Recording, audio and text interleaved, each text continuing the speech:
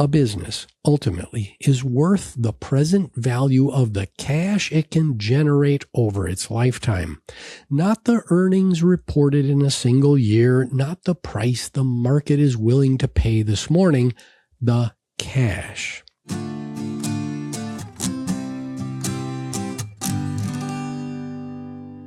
Hi, I'm Andy Temte, and welcome to Money Lessons. Join me every Saturday morning for bite-sized lessons that are designed to improve financial literacy around the world. Today is May the 16th, 2026. Last week, we walked through the 3 risks of owning stock: firm-specific risk, market risk, and the big one, behavioral risk. Today, we turn from what could go wrong to a different question. What is this stock worth? Notice that I didn't ask what it costs. Cost and worth are not the same thing, and the gap between these two is where investors can win and lose. The practice of estimating worth is called valuation. That's our subject for today. Now, to talk about valuation, we have to talk about Ben Graham. We first met Benjamin Graham back in our November 1st episode on railroads. He is the father of value investing, the teacher who shaped Warren Buffett's career, and the man who insisted that a stock is fractional ownership in a real business. That insistence is the foundation of everything we'll talk about today. Because if a stock represents a piece of a real business, then the business has a value that can be estimated based on what it owns, what it earns, and the cash it generates. That estimated value is one number. The price that's quoted on your screen today is another. Now, these two are often close to each other, but sometimes they're very far apart. Valuation is the practice of estimating what the business is worth so you can decide what to do about the price the market is quoting today. Now, professional analysts use 3 primary lenses to estimate what a stock is worth.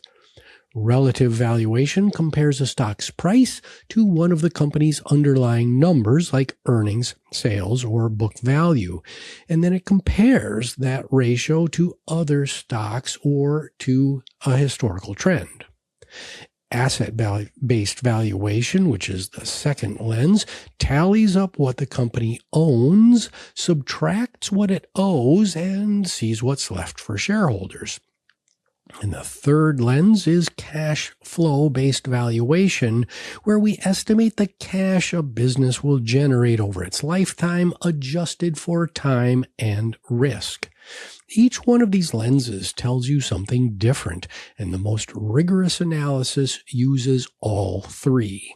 We're going to survey these metrics today and save the math behind cash flow-based valuation for a future series. Now, let's start with relative valuation because this is where most investors start. It's accessible, it's intuitive, and the data is everywhere. The most famous tool is the price-to-earnings ratio, or the PE, which we introduced back in our April 18th episode on equity return metrics. Today, we're going to put it to work. Suppose that company A trades at $40 per share and earned $2 per share over the past year. You divide 40 by 2 and get a PE ratio of 20. That means investors are paying $20 today for every dollar of last year's earnings. Now, suppose that company B trades at $30 a share and earned $3 per share in earnings, to generate a PE of 10. On a PE basis, company B looks cheaper than company A. You're paying $10 per dollar of earnings instead of 20. But all else is rarely equal. Company A might be growing really fast with earnings expected to double in 3 years, which is why investors are paying more. Company B might be in a declining industry where earnings are expected to shrink. The PE tells you what the market is paying. It doesn't tell you whether the market is right. Now, two other multiples come up regularly. The price to sales ratio divides price by revenue per share and is useful when a company has no earnings track record.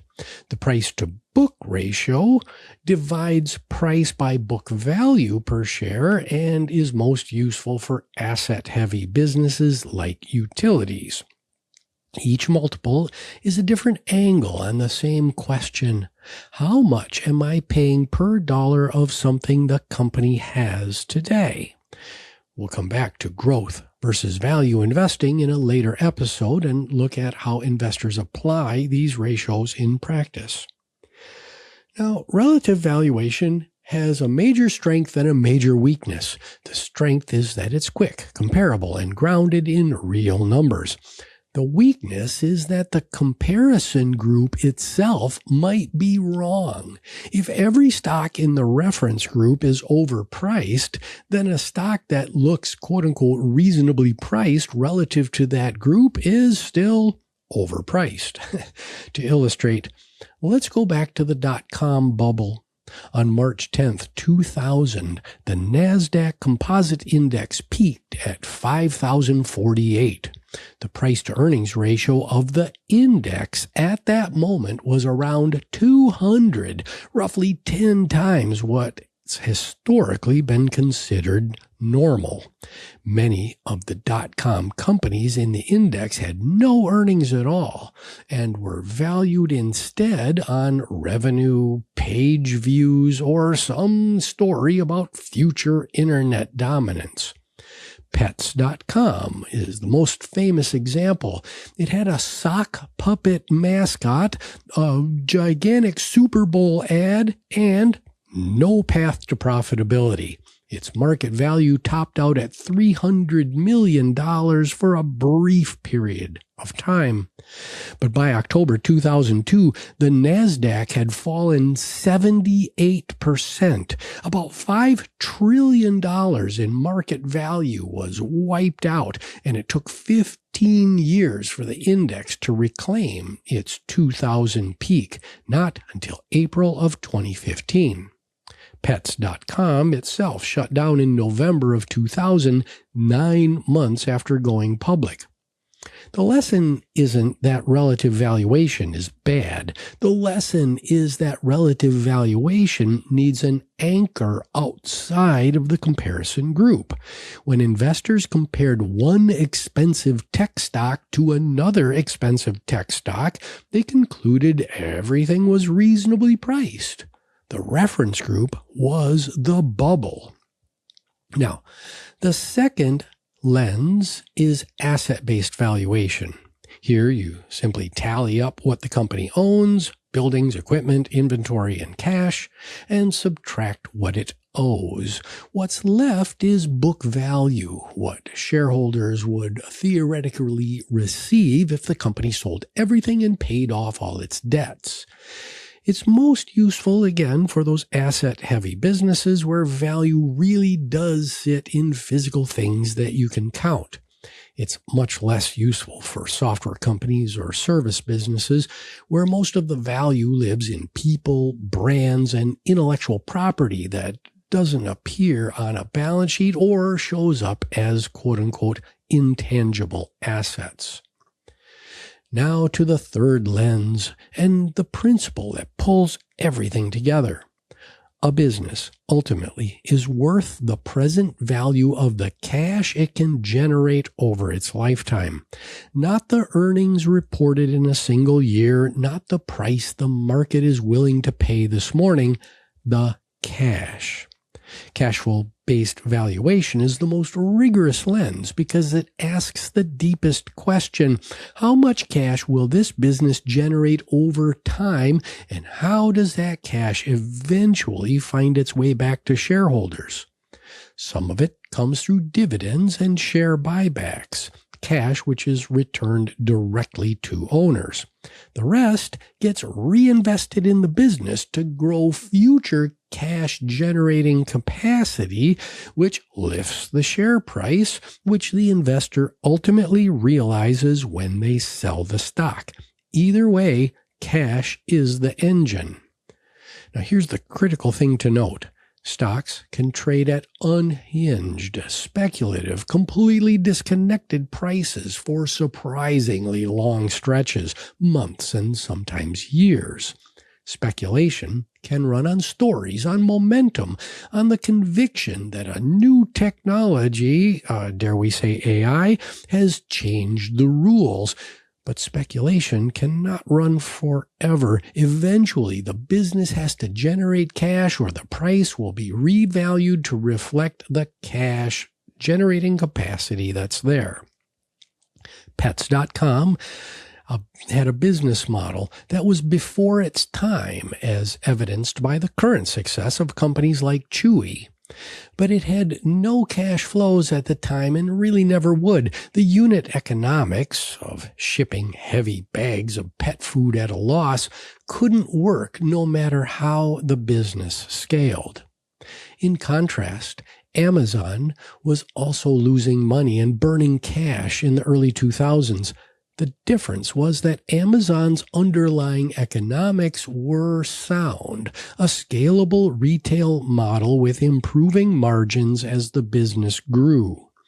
Amazon turned its first profitable quarter in late 2001 and reached positive free cash flow in 2002. Same bubble, very different fates.